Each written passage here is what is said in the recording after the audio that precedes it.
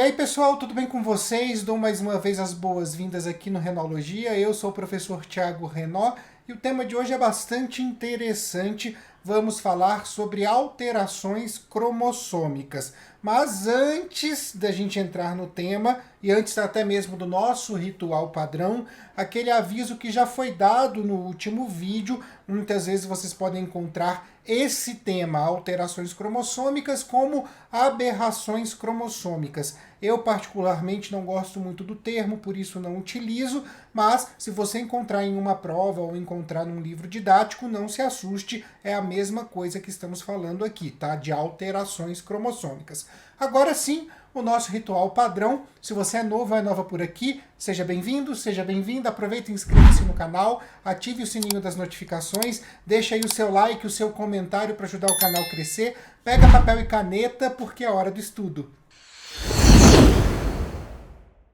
Quando a gente realiza um exame cariótipo e a gente espera um resultado que é considerado típico, nós esperamos observar 46 cromossomos. Desses, 44 autossômicos divididos nos 22 pares e 2 sexuais XX ou XY.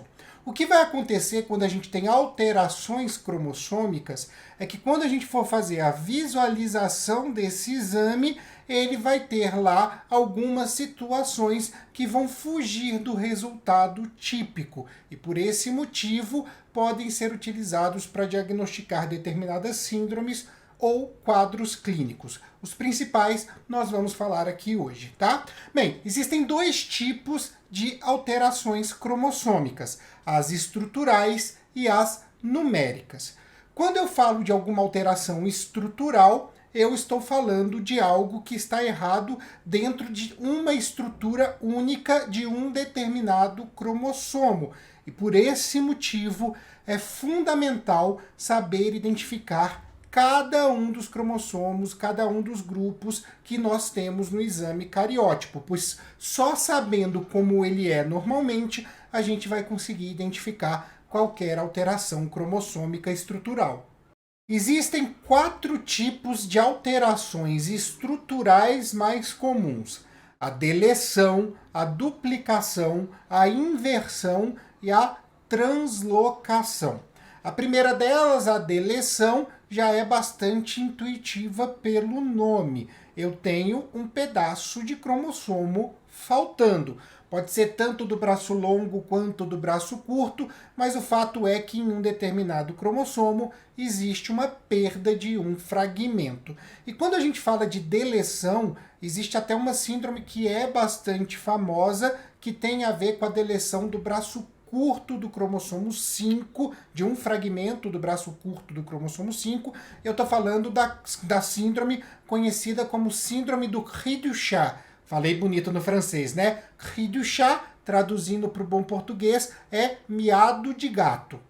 A síndrome tem esse nome graças à aparência que dá ao choro do bebê. Literalmente lembra um miado de gato por conta de uma alteração que acontece na laringe. Mas a deleção do braço curto do cromossomo 5 dá outras coisas também, confere outras características, inclusive características no desenvolvimento motor, musculares, no tônus muscular, características de deficiências mentais e por aí vai. Então, existe aí um compêndio de coisas, um grupo de sintomas, por isso até a gente está falando de uma síndrome e não de uma doença do miado de gato, beleza? Bem, a próxima alteração é a inversão. O nome também é bastante intuitivo. A gente vai pegar um pedaço de um determinado cromossomo e invertê-lo, girá-lo em 180 graus. Qual é o problema disso? Eu estou mudando toda a sequência de bases nitrogenadas do DNA e o que pode sair daí eu não faço ideia. Pode surgir muita coisa inesperada dentro desse processo de inversão. Nós temos hoje 2 tipos de inversão conhecidas pela ciência. Uma dessas inversões é conhecida como pericêntrica.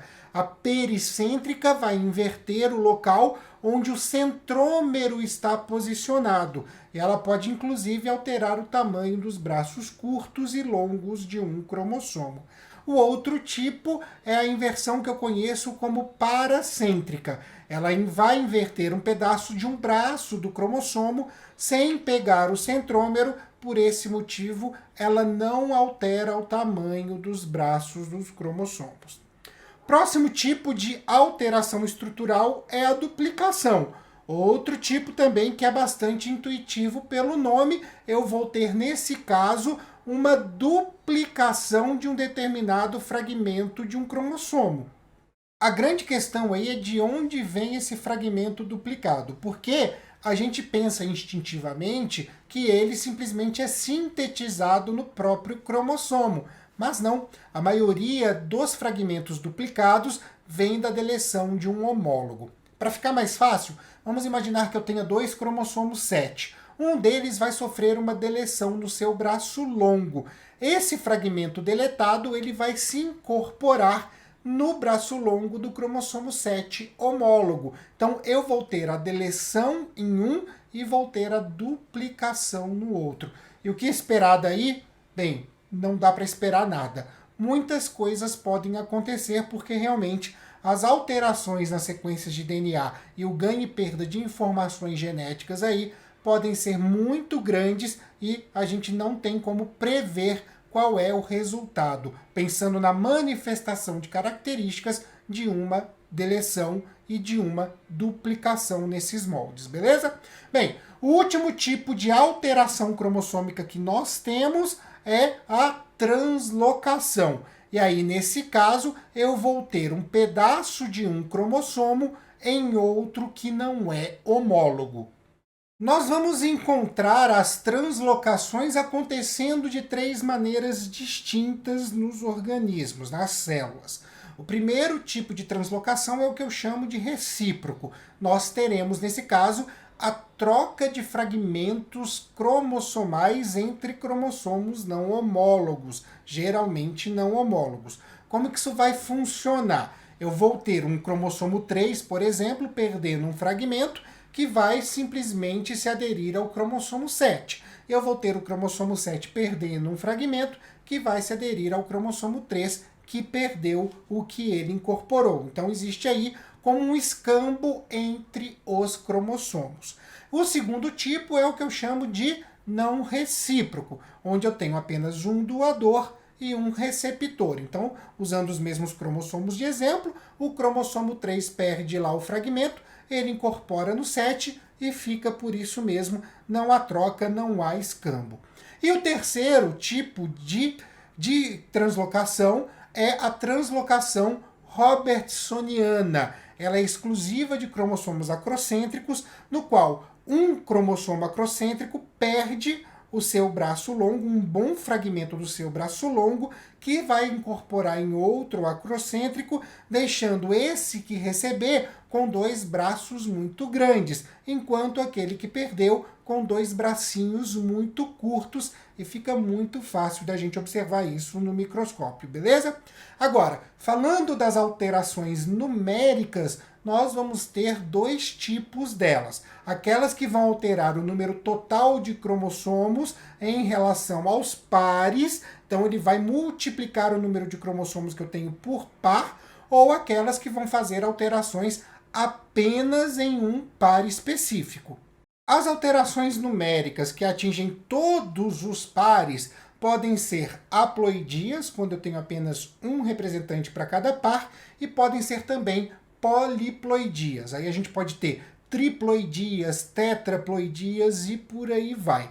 Para nós, seres humanos, quando a gente tem um caso desses, geralmente não há sobrevivência. Se não há um caso de aborto espontâneo, o bebê nasce morto. É o que nós chamamos de natimorto, beleza? Já as alterações que atingem apenas um par dos cromossomos, elas podem ser monossomias, eu tenho apenas um, podem ser trissomias, que é bastante comum, eu vou ter 3 homólogos, ou tetrassomias, 4 homólogos, tá? Geralmente, os casos que nós temos de interesse científico estão todos enquadrados como monossomias ou trissomias. E a gente chama essas alterações de aneuploidias. A aneuploidia mais famosa que nós temos e mais comum é a que nós conhecemos como síndrome de Down, que é a trissomia do cromossomo 21. Nesse caso, dando um cariótipo 47XX ou XY mais 21. Entre as características mais comuns de um portador de Down, de quem tem a trissomia do cromossomo 21, estão orelhas de implantação baixa, o crânio arredondado, estatura baixa, dedos curtos e uma tendência a cardiopatias. Eles podem também apresentar alguma deficiência intelectual, uma dificuldade de aprendizagem, alguma coisa assim, mas cada vez mais a gente percebe que não é uma regra geral, beleza? Bem, nós também temos outras aneuploidias que são caracterizadas por trissomias. Uma delas é a síndrome de Patot, que tem uma trissomia no cromossomo 13 e tem como características uma fenda labial, microcefalia, que é o tamanho do cérebro menor. Nós temos também o tamanho do queixo reduzido, sobreposição de dedos, é quando a gente tem isso aqui, ou então polidactilia, que é quando a gente tem um número maior de dedos nos pés ou nas mãos, né? Os 6 dedos são os mais comuns, pés arqueados e por aí vai. Temos a síndrome de Edwards, que é a trissomia do cromossomo 18. E nesse caso, a gente tem até um limite, uma expectativa de vida menor. Existe uma deficiência intelectual muito considerável, mas o que mais chama a atenção na síndrome de Edwards é uma cardiopatia e uma deficiência renal bastante acentuadas, o que realmente leva a essa diminuição da expectativa de vida. Temos uma síndrome que é baseada nos cromossomos sexuais. No caso, ela é um duplo X num cariótipo que tem Y, ou seja, 47XXY. Essa síndrome é conhecida como síndrome de Klinefelter. Ela causa infertilidade, redução do tamanho do pênis, ela dá uma síndrome metabólica, então ela altera a velocidade do metabolismo, dá um atraso na puberdade, dá ginecomastia, que é basicamente o crescimento de mamas no homem, tá? Uma estatura bastante elevada, alongamento dos membros e por aí vai. É bem característico um portador de síndrome de Klinefelter. E temos a síndrome de Turner, que é o contrário. Eu tenho, no caso, na síndrome de Turner, uma mulher, mas ela tem apenas um cromossomo X. Eu falo, então, de uma monossomia do X, sem ter um acompanhante Y, porque geralmente quando a gente tem um X só, existe o Y, a gente está falando de um cariótipo masculino, e aqui não. Nos cromossomos sexuais, a gente tem apenas um cromossomo X e fica por isso mesmo. No caso de alguém que tem síndrome de Turner, a gente tem baixa estatura, um pescoço mais curto, problemas na tireoide, principalmente hipotireoidismo, temos orelhas de implantação baixa, como acontece na síndrome de Down, alterações cardiovasculares e por aí vai, tá? E aí a gente tem uma síndrome que é bastante interessante, que é a trissomia do X, mas no caso num cariótipo feminino. Então eu deveria ter 2 cromossomos X e vou ter 3. Então dá 47XXX, tá? Essa é a síndrome que a gente chama de superfêmea ou supermulher. Tem problemas de fertilidade, tem problemas renais, tem uma estatura mais alta, mais avantajada, né? Se a gente tem Turner com só uma estatura mais baixa, com 3 a gente eleva essa estatura. E a gente tem aí uma questão emocional muito delicada. A pessoa geralmente não sabe lidar muito bem com as emoções. E é uma pessoa muito explosiva, muito emocional, mas em um nível exacerbado, tá? Em um nível bastante exacerbado. Pode apresentar algum déficit cognitivo, alguma dificuldade de aprendizagem e também dificuldade na memória motora, no desenvolvimento motor. Esse foi o nosso vídeo, então, sobre alterações cromossômicas e as síndromes que variam delas, tá? Que são determinadas por elas. Algumas vezes pode até que apareça no vestibular ou no Enem, mas eu falo que é um tema que não é muito comum, mas para o nosso conhecimento é bastante importante. Eu vou ficando por aqui. Antes eu deixo as nossas redes sociais, o @renologia, no Twitter, Instagram e também no TikTok. Deixo também a dica do nosso podcast, o Articulando Renologia, que sai toda segunda-feira aqui no YouTube e também no Spotify e no Google Podcasts. Fica por fim o meu grande beijo a todos e a todas e até a próxima.